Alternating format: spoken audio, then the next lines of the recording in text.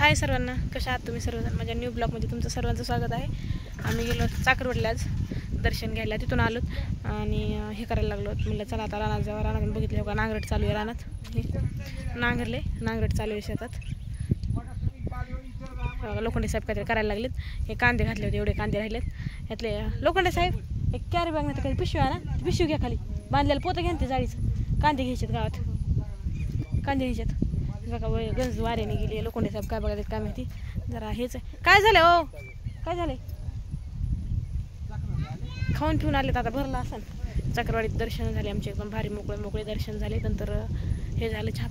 दादाला फोन लावा ना पप्पा, दादाला फोन लावा ना. मग काय माहिती कुठे ते दिसणार. हे बघा ही जोड माळाव कशाला देते, माळाव नसते गेले. आम्ही गेलतो त्याच्यामुळं आई मामा गेले कुठतरी शेतात. ठेवा ही आरू ए आता नको हे करू. आता चक्कू नाही बाहेर, झाडाला चक्कू तुटले, संपले चक्कू नाहीत आता.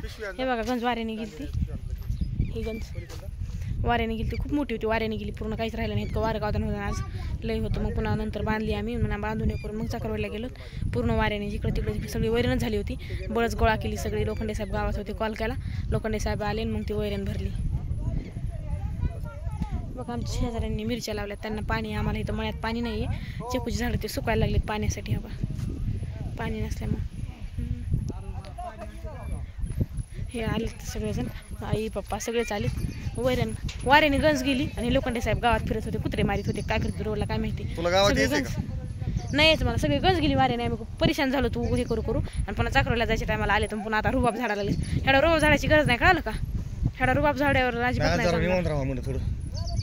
आज थोडं निवांत राहावं म्हणलं, काम नाही करायचं तुम्हाला. रोज काय करतात? रोज उठत असतो, जेवण करीत असतो, रोडला जात असतो, फिरत असतो. काय नांगर धरलं? तुम्हाला माहिती का हे जेवढं नांगरायला दिसतंय का, एवढं ह्या माणसांनीच नांगरले.